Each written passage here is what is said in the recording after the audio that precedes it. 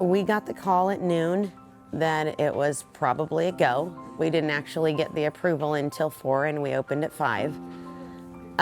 But we prepared for opening this center. What we did was gathered together our clothing, gathered together our food resources, figuring out where we're missing and where the gaps are need to be filled. And we asked the community to fill those gaps. We had mattresses. We have 240 that were donated to us 2 years ago we've held on to, but traditionally you would use mats. And most churches and shelters have extra mats, so we were able to acquire mats from another local shelter who was willing to donate them. Finding the space is the hardest part, but once you've got the space, it's really just having enough volunteers to come in and sit with these folks through the next 5 days. A pop-up warming center is a warming center in a non-traditional building. It is emergency, so everything is done minimal. We don't have specific bed numbers, we just have beds. And our staff is volunteer.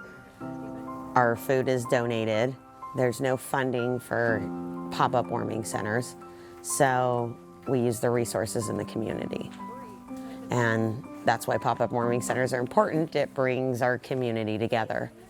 It's a lot of work, but it's not hard. It just requires a lot of commitment. And that's getting the people to donate space is really the hardest part of a pop-up warming center, is finding the space to do it in. We prepare for this all the time. If you do outreach, you have the supplies already needed to do this. It just requires mats, blankets, clothing, and a staff that's willing to sit with and address the issues that come along. A lot of de-escalation. People come to pop-up warming centers because they've been outside and haven't been inside a warming center or shelter, so they're in not good condition mentally and physically. So this is why it makes this a little bit challenging. And pop-up warming centers are usually for folks that are the everybody else category, folks that can't meet the barriers at other shelters and are still remaining outside after shelters are full. Well, the security is always the biggest issue for everybody. It is the reason that we have such issues putting shelters in places and that churches have struggled to open their doors. Traditionally, they're in neighborhoods or close to neighborhoods. There's businesses around them that worry about the safety. Not everybody knows the side of homelessness that we know, so it's just fear. What we do and how we run is we do half-hour perimeter checks.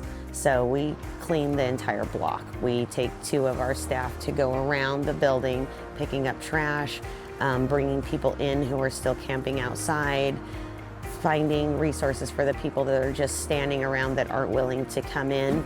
It's being good neighbors to the buildings and businesses next to us. This one happens to have a school next to it, which for a low barrier shelter is not the ideal location, simply for the fact that we require no barriers to come in here. We accept anybody in any condition. We don't have requirements or ask questions. So there are people here with criminal histories that may not coincide with being next to a school. This is a low barrier shelter, so we don't check the sexual offender registry.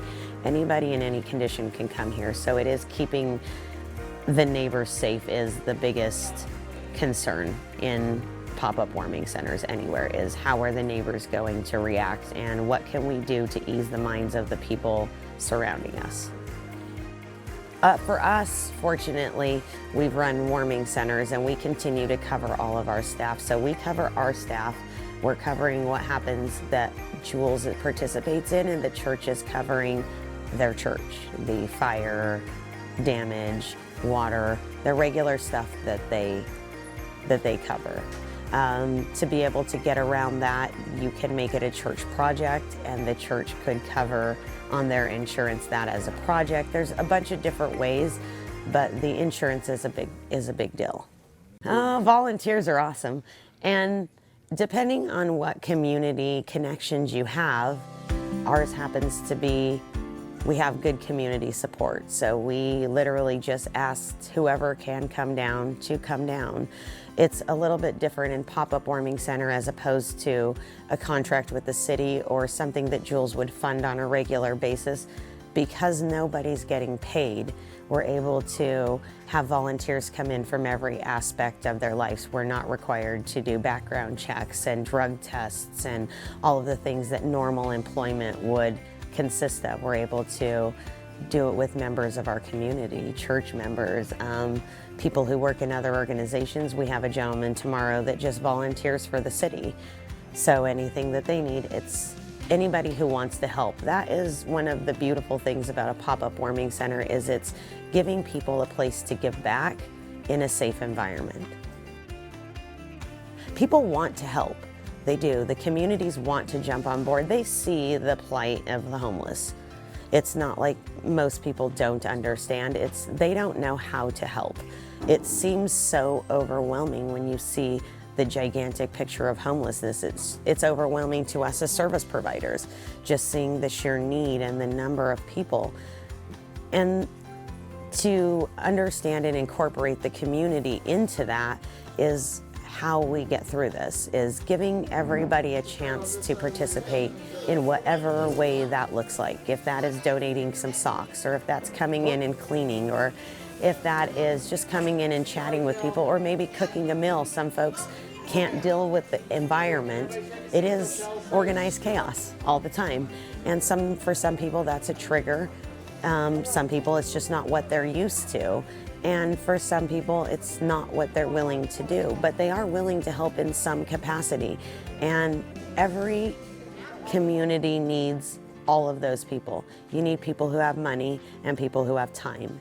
And we just facilitate both of them being able to come to one place to donate. Some people have money and don't have time. Some people have time and don't have money, but we need both to make this work. That's the easiest part of pop-up warming centers and outreach, is clothing. Everybody has clothing. They just don't know where to take it to. So you've got to give them a place to be able to donate at. Addresses, give them the needs, make them specific, or else you'll get donations of everything. So our needs are always specific. We need men's items, we need women's items, we need men's shoes, we need socks or underwear. We're specific with our donors, and then we just allow the community to come in and bring what they have and what each person has available to them. One of the keys to making warming centers and pop-up warming centers work is relationships. The relationships you build with the people on the street. And these guys and the relationships built with Jules know that we're here to help them. Not only do we have people who come to try to check in, we have people that just stop by knowing that this is full but need a blanket or need food. And we allow anyone to come in and grab a blanket, to grab food, to warm up for a few minutes here and there. We offer them everything that we can because we know they're going to be on the street tonight. And this is what we can do. We can't give them a place, this place is full, but we can provide them a sleeping bag or a blanket, some hot food, some coffee, a place, that's it. And they know that. So not only do we have the 22 people that are trying to check in after they know the 30 beds are full, we have people that just stop by randomly throughout the day and know this is a safe space for them to sit down and rest. So we offer the chairs to them to come in, sit down, eat something, warm up. That makes a world of difference at 2 a.m. when it's freezing cold outside. And that is why this is so important. Not only just the 30 beds here, but the location, able to come to a place close to where they're going to be staying and access the things that they need. Well, a medical team on site or on call is super important for pop-up warming centers for the fact that the people that are coming in here are not in good health, or they wouldn't be still out on the street. When you're staying out on the street and it's 12 degrees outside night after night, your health is going to deteriorate very fast. So are your feet, so are your hands. And on the street, if you lose your feet for a winter, you're done. That's the end of thriving through the winter, because you can't move your things, you can't carry your stuff, and you're being moved constantly. Every time you sit down, you're being asked to move again. So if you can't do that with your feet, you're gonna sit there and either end up in jail or have to have some place to heal for your feet. And if you're moving constantly, there's no place to heal. Your feet are never getting a break. So feet are super important. It's why we stress clean socks and new socks all the time. That is our biggest thing that we go through the mass amounts of, is once your socks are wet, if you have no dryer or washer, what do you do with those socks? You throw them away, and you need new socks at that point. So that is why those things are important. So mattresses, we have the mattresses, they belong to us. We use regular twin size sheets. We cover the mattresses with those. The pop-up warming center works a lot easier than a shelter because they're not changing their bed every night. We only have to change the bed for the people that are leaving and giving the bed to somebody else. So they're going to remain on the same bed. They can remain with the same bedding unless it gets soiled, and in that case then we just take it, replace it, and wash it for the next person. And with the amount of people here, it's 30. So it's not an overwhelming amount of laundry if we were to have to do every single one of these blankets in the washer every day. Having a warming center with working bathrooms is amazing. There's nowhere to use the restroom out on the streets. You cannot, if you are homeless, go into a business and ask to use the restroom. That's not something that happens on a regular basis. There are a few porta potties set up throughout our city, but they're not regularly cleaned. We take pictures of them. We clean them for our homeless friends, but we aren't allowed to dump them. So that we have to rely on the powers that be to dump and take care of those, which usually is not what happens. So those are usually off and unavailable as well to the folks experiencing homelessness. So inside here, there's 2 bathrooms. We have to have somebody monitoring them at all time because we want them to stay in the condition that they're in. But that means a lot to people to not have to bundle back up, go walk 8 blocks to the porta potty, wait out there and hope that they can use the bathroom there. If there were showers, that would be even more amazing, but there's not. We happen to have portable showers, so we're gonna bring those out tomorrow. Food is one of the most important things because that's what people are lacking. So at a warming center, the rules are different. Can be a potluck. It's not open to public, so we can allow people to come in and cook and bring home-cooked food. Everybody that's here knows that this is home-cooked food. We try to add the ingredients that are in the items and talk to people if they have any allergies. But snacks are important. Keeping things on hand for folks to be able to fill their body with will keep them at least inside enough that they're not just wandering all over the city hungry. And the community steps up and donates. That's the awesomeness of it. Is right now we have tonight, Arby's will be supplying the meal for these guys, so they will receive hot roast beef sandwiches tonight. Last night the Davenport Hotel came in and brought their leftover food. They were all sandwiches made. And that is the importance of repurposing food. We throw away and waste more food in this country than we use. And if these folks are willing and needing it, the businesses who step up and donate it are amazing. And we have a Good Samaritan Law. So that's what most of businesses and restaurants are worried about. And the Good Samaritan Law protects people who donate food. As long as there were reasonable precautions taken to protect that food, they can't be sued for donating it. Policies and procedures are important for every nonprofit to have. Our policy and procedures are written and implemented no matter what project or thing that we're doing. We have policy and procedure that is specific to warming centers. We have policy and procedure that's specific to volunteers, and policy and procedure that's strictly for our staff.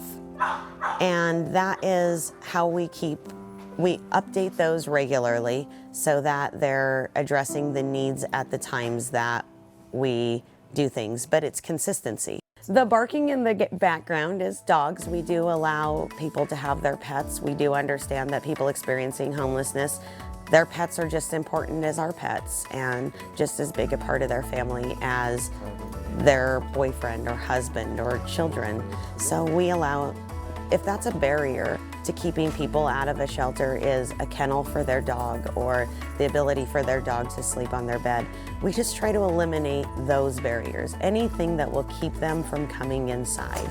That's what's important about low barrier warming centers, is it's people working to reduce the barriers to get everybody inside. That is the goal. Nobody wants people sleeping outside or in doorways or in parks, maybe for different reasons. Business owners don't want people sleeping in front of their door because it's bad for their business. The city doesn't want people sleeping on the sidewalks because it's bad for the city. We don't want people sleeping outside because it's bad for humanity. We all have common ground there. We just need to come together and realize that and implement solutions that work to benefit everybody. And that's how compromise works.